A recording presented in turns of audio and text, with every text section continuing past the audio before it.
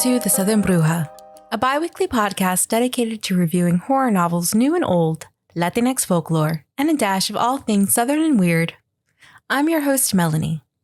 So I've had quite a few people say that they like the podcast but don't like horror novels. Quite frankly, that makes me a little sad. I think there's a misconception about what makes horror horror and leads a lot of people to stay away from the genre. There's also that feeling of gatekeeping where a person feels like because they don't enjoy bloody or extreme stories that are available in the subgenre, they can't consider themselves a fan of the horror genre. Horror is, in my opinion, one of the most diverse genres of writing that exists, and I truly believe there is a horror novel for every type of reader. Horror isn't just blood and guts and possession, though if you like that, that definitely exists.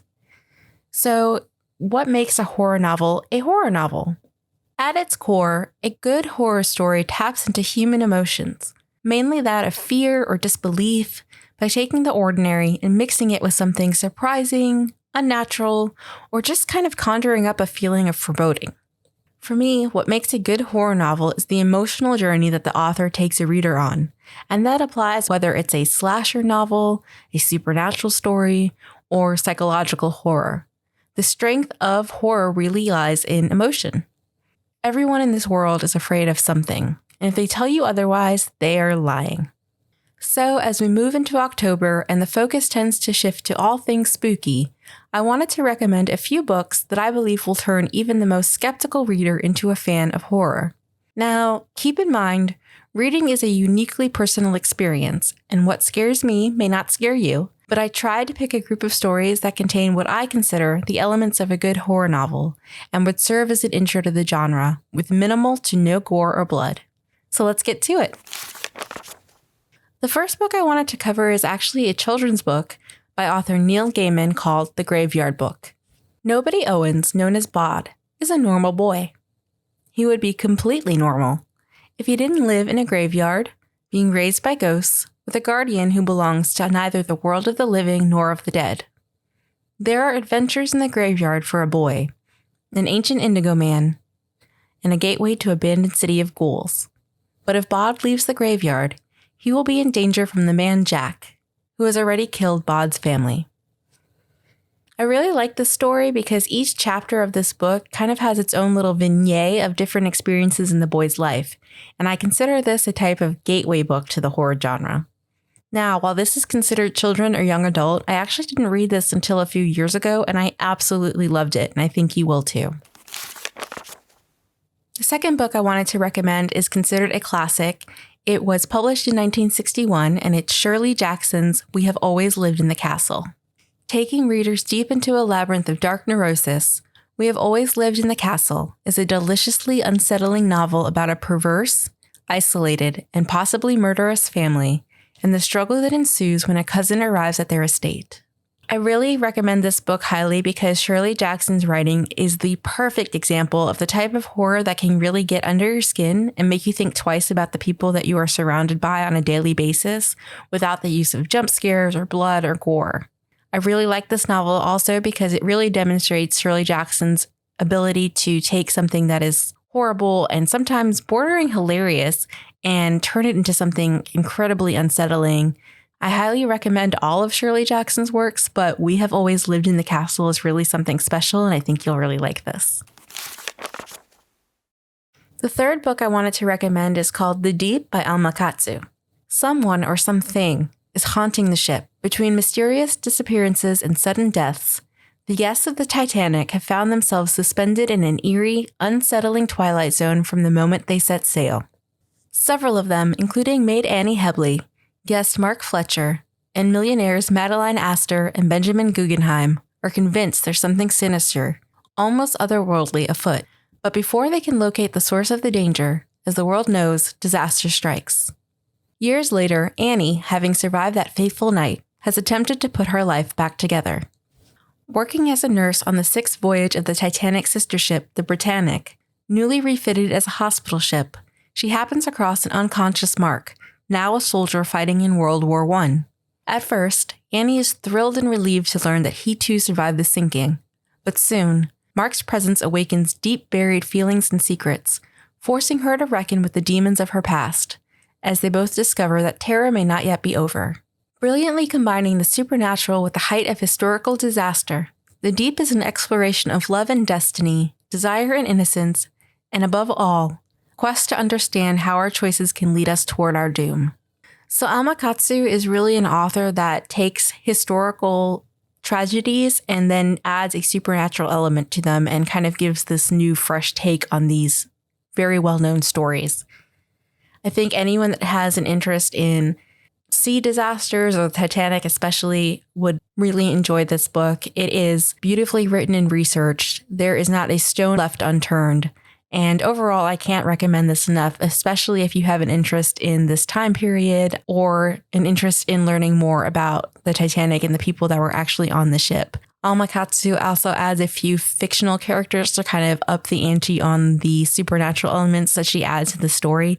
But I think that they really do add to the story and don't subtract from the emotional impact of the real life tragedies that occur. This is a great book. It is handled with respect, and overall, I think you'll really enjoy this one. Quick tidbit, if you do enjoy The Deep, Alma Katsu has another book that is called The Hunger, which is written about the Donner Party. If you enjoy The Deep and you want to dive a little bit farther into a bit of a darker slant on history, I can highly also recommend The Hunger, but that's much more of a bloody, creepy story, so we'll talk about that later. The last book I want to recommend is Home Before Dark by Riley Sager. 25 years ago, Maggie Holt and her parents moved into Bainbury Hall, a rambling Victorian estate in the Vermont woods. 3 weeks later, they fled in the dead of night, an ordeal her father recounted in a memoir called House of Horrors. His story of supernatural happenings and malevolent spirits became a worldwide phenomenon, rivaling the Amityville Horror in popularity and skepticism. Maggie was too young to remember any of the horrific events that supposedly took place, and as an adult, she doesn't believe a word of her father's claims. Ghosts, after all, don't exist. When she inherits Bainbury Hall after his death and returns to renovate the place and sell it, her homecoming is anything but warm. The locals aren't thrilled that their small town has been made infamous, and human characters with starring roles in House of Horrors are waiting in the shadows. Even more unnerving is Bainbury Hall itself, a place where unsettling whispers of the past lurk around every corner. And as Maggie starts to experience strange occurrences ripped from the pages of her father's book, the truth she uncovers about the house's dark history will change everything she believes. Highly recommend this book for anybody that is looking for something that has a supernatural feel to it, but may not actually be supernatural. Riley Sager is an author that tends to take real-world events, things that feel very real, and add kind of a creepy slant to them. And this novel kind of covers all of the bases of spooky season.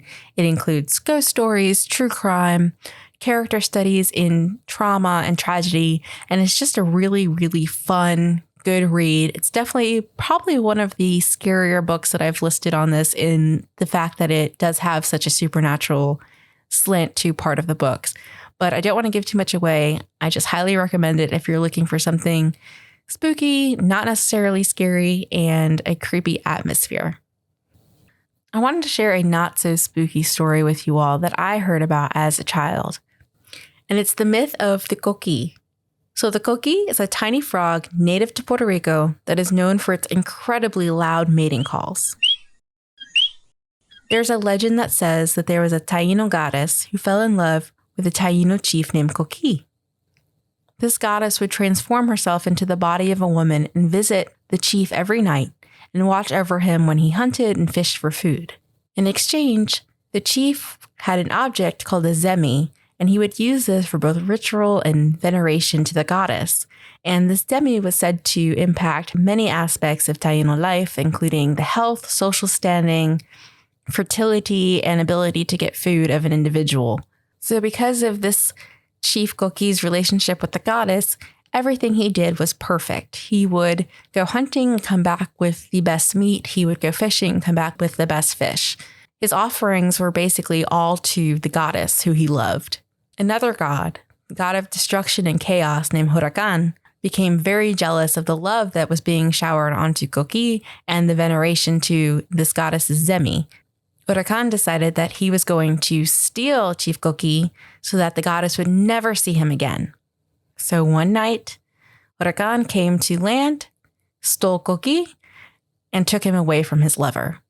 When the goddess came to visit her lover in the human form, she realized what had happened and that she was never going to see him again. The legend goes that the goddess was so horrified and so brokenhearted that she created these tiny little green and gold frogs to cry out her lost lover's name for all of eternity. And that's where we get the legend of the Koki. Thanks for listening. If you enjoyed this episode and you'd like to help support the podcast, please share it with others, post about it on social media, or leave a rating and review. To catch all the latest from me, you can follow me on Instagram at @the_southern_bruja. Thanks for listening.